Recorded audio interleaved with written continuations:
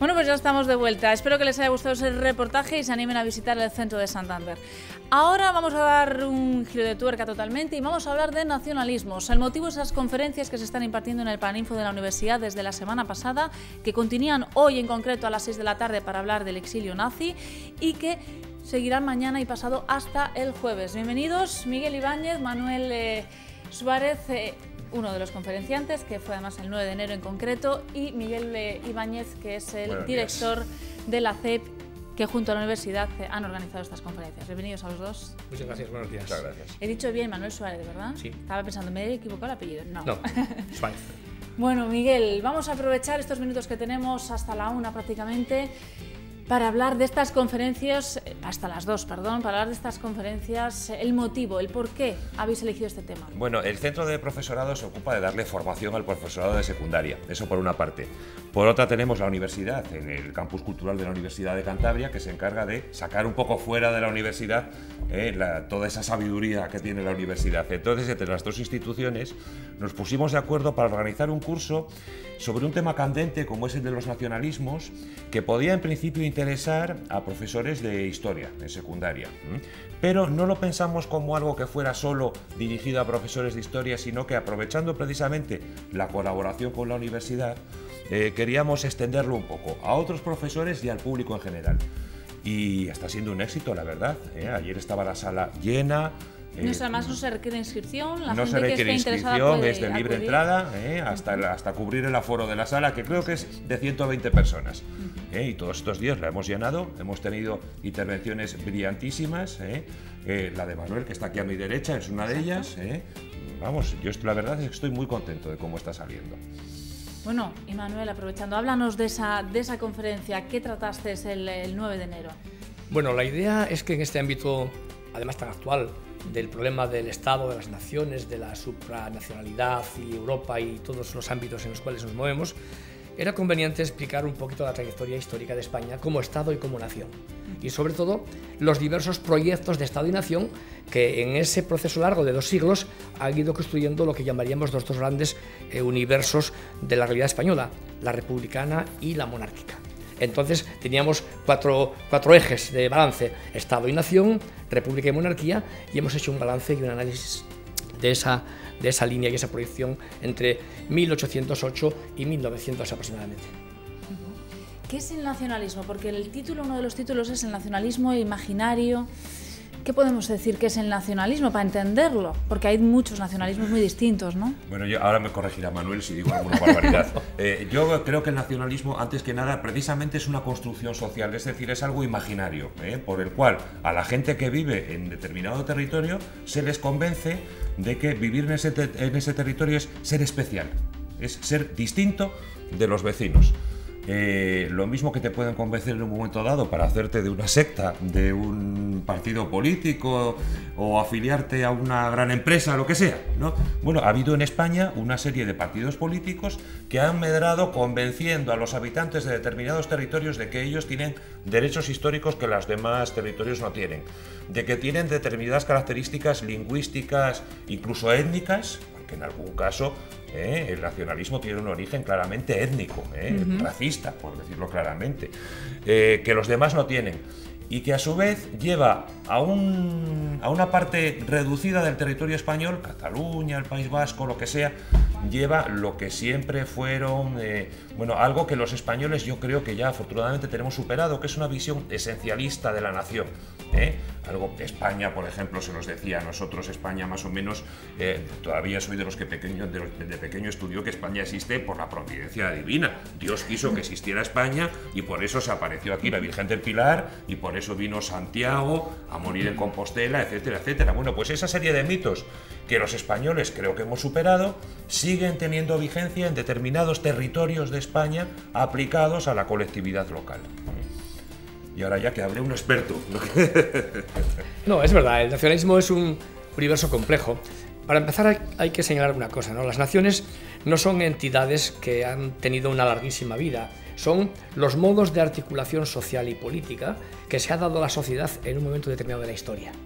Nacen fundamentalmente a partir de la segunda mitad del XVIII y tienen un ciclo histórico que empieza a barruntarse como de liquidación en los 200 años que han ido recorriendo, pero claro, a esa aspiración nacional han llegado colectividades en momentos muy diferentes y han ido construyendo proyectos de nación distintos.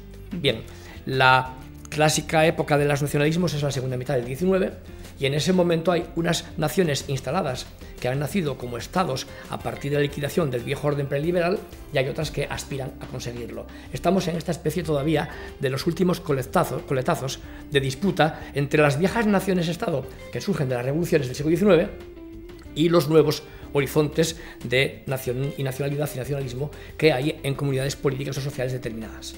España tuvo una singularidad, nació como Estado-nación tras la Revolución Liberal. Hay que decir una cosa que creo que es muy importante. España nació al Estado-nación al mismo tiempo que México, Brasil, Argentina, Chile nacieron como tales.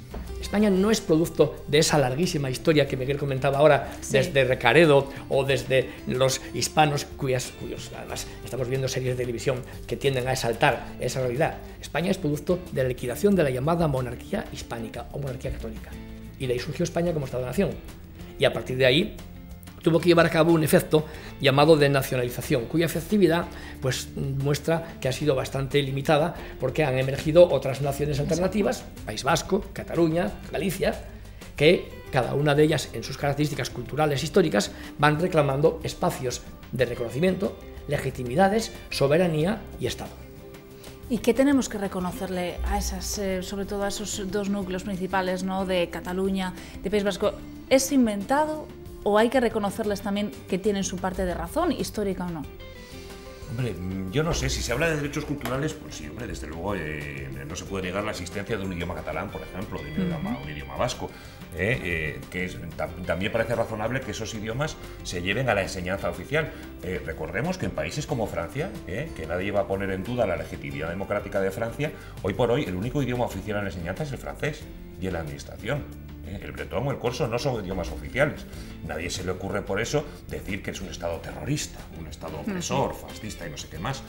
Pero bueno, es razonable pedir que el catalán, por ejemplo, llegue a la enseñanza, que el catalán llegue a la administración, que el que quiera dirigirse a la administración en su idioma pueda hacerlo. Pero que se imponga. Sí, claro, que se imponga. Hay una lógica perversa en el nacionalismo y es que al final nunca se conforma con lo que tiene, siempre quiere más. Yo creo que no existe nacionalismo que no aspire precisamente a borrar las diferencias. Hoy, por ejemplo, Barcelona, tú coges una ciudad como Barcelona y es tan catalana como castellana o andaluza.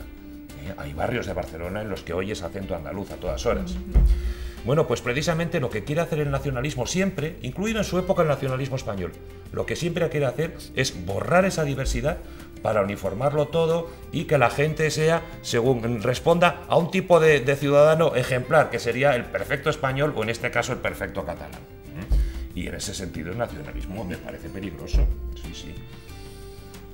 Bueno, esta línea de lo que comenta Miguel es que hay que distinguir muy bien entre nación, nacionalismo y nacionalización.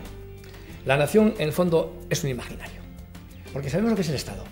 Cuando hay un Estado que tiene unas leyes, un territorio, una población, y marca unas fronteras, establece una legislación conjunta para esa realidad sociopolítica llamada Estado-nación, y cuando alguien está contra algo, pues hay unas fuerzas del orden público, ya sea la Guardia Civil, el Ejército, que te dicen claramente que eso es Estado-nación. Pero claro, ¿qué es la nación? La nación, en el fondo, no deja de ser una utopía, un sueño, un imaginario, un modo de interpretar que ciertas realidades tienen una trascendencia, que ya puede provenir en algunos casos de la providencia, en otros proviene de la naturaleza, dicen algunos. Decía Cánovas, España es producto de la naturaleza y de la providencia. No deja de ser un mecanismo de providencialista todavía que hoy ya no se contempla. Las ciencias sociales recientemente han hecho un gran avance y es establecer que en el fondo una nación es de un modo u otro una comunidad imaginada, lo cual no quiere decir que no tenga realidades específicas. Tiene lengua, tiene leyes, tradiciones, costumbres, pero se hace en conjunto una especie de utopía e idealización que unos líderes intelectuales generalmente construyen para establecer mitos, procesos, sistemas, y la ventaja que presenta cualquier nacionalismo, sobre todo cuando es irredento, es que le sirve todo, digiere todo lo que consuma, una derrota, una victoria, una utopía, un fracaso, todo vale para establecer ese dicotómico nosotros y ellos, que es fundamental en cualquier nacionalismo. Pero una cosa es tener un proyecto nacionalista y un partido nacionalista y un objetivo o unos intelectuales, y otra cosa es lograr que una población determinada asuma como propios esos objetivos. Y ese proceso de nacionalización es lento y gradual. Por eso nos encontramos con que País Vasco, Cataluña o la propia España, a medida que han ido articulando procesos de educación social nacionalizadora, el ejército, la escuela, los ferrocarriles y transportes para integrar el mercado, han ido llevando a cabo ese proceso, con mucha eficiencia regular o poca. En España, uno de los debates que se plantean es si el Estado español fue poco eficiente en la nacionalización. Y eso es cierto hasta cierto punto. Sí. Decía Ortega y Gasset, España es pura provincia, y es verdad. Más allá de Madrid era pura provincia. También hay un tema importante, el papel que presentan algunas colectividades o corporaciones. La Iglesia. ¿Es la Iglesia un factor de nacionalización? Lo es. Pero en cambio es restrictivo y excluyente. Solamente integra como propios a aquellos que son sus fieles o devotos. Por tanto, quedan fuera de su proyecto de nación otros determinados. Bueno, esto es un elemento complejo que en la propia dinámica española se ha ido viendo como España nace como Estado-nación en el siglo XIX al principio, tiene dificultades para llevar a cabo una auténtica nacionalización de toda la población y emergen alternativas nacionales. Esas alternativas que además en algunos casos sí que han sabido ejercer ese papel de nacionalización, sobre todo igual en Cataluña. La nacionalización sí que se está haciendo Yo creo, más constatada. vamos a un nacionalista, dale la escuela, y ya prácticamente tiene el 80%.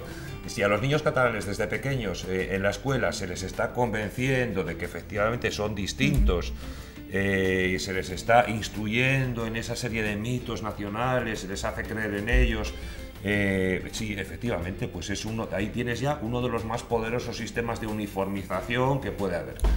Y los nacionalistas están sabiendo utilizar la escuela para ese caso, seguramente con más eficacia de lo que en su día supo hacer el Estado español. Eso que hablamos de deficitario, ¿no? Claro, históricamente la escuela pública española ha sido débil. Muy no débil. Ha sido capaz de transmitir, como pasó en Francia, de transmitir a todos los ciudadanos una determinada idea de la nación. Entonces, esa labor que la escuela española no supo cumplir, tal vez la está cumpliendo con más eficacia hoy en día la escuela pública en Cataluña, por ejemplo, al servicio del nacionalismo catalán, claro. Ya hablamos de nacionalismo que se acerca al patriotismo, que es al final, ¿no? ¿Esa exaltación es positiva o no? Porque en algunos países, por ejemplo, Estados Unidos, se puede decir que es un ejemplo donde mirarse en ese sentido, ¿no? Si se quiere eso, ¿no? Bueno, patria y nación tienden a confundirse muy a menudo, pero son cosas diferentes. Decían los teóricos del republicanismo del siglo XVIII que la patria son las leyes que nos hacen libres. Ese conjunto de legislación que garantiza nuestro reconocimiento como individuos dotados de derechos, de ciudadanos. Con la cultura romántica nació una idea de nación y de patria diferente, que es cultural. Y por tanto extrapolítica, ya no está en el ámbito de la política de las leyes, sino de los sentimientos, de nuestro pasado, de nuestros mitos. De ahí que la cultura romántica sea tan importante en la cristalización y cultivo de los mitos. Y un mito, no importa que sea falso o verdadero, para empezar casi todos son falsos, sino que tiene una capacidad de ensoñación y de proporcionar utopías retroactivas o retrospectivas de todo tipo. Hay un mito muy importante en España que ha sido fundamental en la cristalización de la cultura española, llamémosle católico conservadora. Es el de Pelayo, por una parte, y otro en la visita a Santiago de Compostela de Santiago. Se sabe que nunca llegó a Compostela a Santiago, pero en cambio hoy es el mito fundamental desde el cual nace una idea de España, aquella que tiene en la Reconquista, en la catolicidad y en la expulsión de otra raza, los moros, más tarde también los judíos con otro procedimiento, para dotar a España de una identidad nacional católica, que encuentra en los reyes Isabel y Fernando de una parte, y más tarde en los emperadores católicos que van a consolidar una determinada manera de entender España. Bueno, en las conferencias no solamente habláis del nacionalismo catalán, vasco, también habláis, por ejemplo, hoy en concreto sobre el nazi, el exilio nazi, Alemania. Tocáis un poquito, queréis ver el nacionalismo, no centraros únicamente en España, ¿no? Salir también, ¿no? Sí, porque el nacionalismo siempre es una tentación, diría yo, ¿no? Y de hecho en Europa, Europa ha sido el continente de los nacionalismos, desde el siglo XIX, como bien señalaba Manuel ahora, desde el romanticismo. El nacionalismo es una construcción ideológica específica que nace en Europa y que es muy europea, vinculada además a la ciencia europea de la época, a la filosofía. Los alemanes en un momento dado creen que Alemania donde se ha llegado a realizar el espíritu universal, donde, según la filosofía, el espíritu se va desarrollando y va adquiriendo formas cada vez más evolucionadas, y el país en el que esa evolución ha llegado a su punto más alto es Alemania. Eso te diría cualquier alemán de principios del siglo XX, por ejemplo. Lo mismo sucede en Inglaterra, que consideran la raza anglosajona como el culmen de la evolución biológica, ¿eh? Lo mismo que Francia, te dirán que el país donde la civilización ha llegado a su más alto grado de esplendor es, por supuesto, Francia, y luego están, pues bueno, los españoles, que nos conformábamos con lo que podíamos, pero en general sí, Europa ha sido el gran semillero de nacionalismos. Esos nacionalismos provocaron otras causas, por supuesto, pero estuvieron en el origen de la Primera Guerra Mundial y de la Segunda, las mayores matanzas que ha habido en la historia, ¿eh? Y siempre están ahí como tentación. Yo no sé hasta qué punto se puede construir una Europa libre de nacionalismos. A lo mejor Manuel puede hablar luego sobre esto, ¿no? Pero yo creo que siempre son una tentación del alma europea. Esto de renunciar a proyecciones mayores para quedarme con mi terruño, mi nación, mi porción de tierra, y sobre todo para pensar que esa porción de tierra está incompleta, porque generalmente un nacionalista siempre piensa que los vecinos tienen algo que les pertenece. Los nacionalistas catalanes quieren incluir Perpiñán, las Baleares, los nacionalistas vascos también, los nacionalistas alemanes en su tiempo incluían dentro del proyecto de la Gran Alemania gran parte de Polonia, toda Austria, la mitad de Checoslovaquia, en fin, siempre el nacionalismo quiere dominar, quiere ir más allá, y ahí estaría el peligro. Añadimos algo. Pues no sé, todo el nacionalismo aspira a una cuestión que es unidad de raza, de lengua, de religión. Claro, esto en algún tiempo fue posible, hoy imposible, naturalmente. Pero el problema es que aquel proyecto nacionalista que intente lograr ese cometido tiene que hacerlo destruyendo gran parte de los derechos y tejidos ciudadanos que generen las sociedades en su tiempo. Y ese es un problema importante. En España, en este momento, hay un reto, dos retos en realidad, que forman parte de la historia contemporánea de España, no son nuevos, llevan 100 años planteando sus reivindicaciones, construyendo su espacio de nacionalidad, nacionalizando a sus sociedades, y estamos llegando en un momento en el que, tanto por la propia, llamémoslo entre comillas, descomposición de los viejos modelos de Estado-Nación, como por la emergencia de una realidad supranacional, Europa, que sin embargo no está creciendo al ritmo adecuado ni integrando oportunamente una integración económica, social, fiscal, política, etc. Y entonces, en este momento de debilidad del anterior y también de aún no fuerza del siguiente, emergen vindicaciones o reclamaciones que están en la agenda de estos nacionalismos desde hace mucho tiempo. Bueno, nos quedan 5 minutos para terminar. Se nos hace muy corto hoy el programa. Pero háblanos un poquito de cómo afectan, o cómo, mejor dicho, afecta la crisis a los nacionalismos. Lo hablamos un poquito antes de entrar. Sí. ¿Qué efecto puede tener? La crisis, si es lo bastante grave, puede llegar a suscitar toda clase de populismos, de izquierdas, de derechas, y en un momento dado uno de esos populismos puede ser el nacionalismo. El nacionalismo aliado al populismo económico, a la demagogia. El nacionalismo más demagogia económica da nazismo, da fascismo, da lo que salga de ahí. Pero sí, puede haber movimientos que tengan la tentación de decir somos pobres porque otro nos roba, somos pobres porque el español caer en demagogias exactamente, a veces, ¿no? Caer en ese tipo de demagogias. España para los españoles, Alemania para los alemanes, y por supuesto de ahí excluyo al judío. Pues en un momento dado podría haber la tentación de decir Cataluña para los catalanes, y de ahí excluyo al que no se haya ganado, no haya hecho méritos para acreditar esa condición de catalán puro. Se podría caer en eso si no está excluido. De hecho, ¿es el juego que ha seguido más un poquito en las últimas elecciones, podemos decir, o no? No ha llegado todavía ahí. No, él lo que ahora considera es que el pueblo catalán es una entidad política y jurídicamente reconocible, con derecho a decidir en función de unos fundamentos democráticos que son evidentes. El tema no reside ahí, el tema es que el modelo de democracia comunitaria que pueda latir en ese discurso está en contradicción con el modelo de democracia representativa que está vigente en España y en Europa en estos momentos, y sobre todo no está contemplado como una vía adecuada para desarrollar la integración en Europa. Europa es una unidad de estados y no es ni de naciones ni de pueblos. En definitiva, desde la perspectiva tanto de la Unión Europea como de los modos en los que se interpreta el reajuste de cambio de una nación que pertenece, Estado-nación que pertenece a la Unión Europea y una que se escinde de, pues el camino es complejo. La Constitución española no lo contempla, tendría que haber primero una reformulación de la naturaleza del Estado español, pero aquí también hay un gravísimo problema, que es que los proyectos del Partido Popular de recentralización, del Partido Socialista de federalización y de los nacionalismos de confederación o de ruptura con el modelo de estatuto actual, pues no van a ser fáciles de negociar, más en la situación de crisis actual. Bueno, pues lo vamos a dejar aquí, eso sí, pero antes anunciarles hoy, la de hoy ya la hemos dicho, a partir de las 6 sobre el exilio nazi. Mañana el final de ETA, historia de su derrota operativa, ¿verdad, Miguel? De Florencio Domínguez, escritor y periodista que ha escrito varios libros sobre el tema.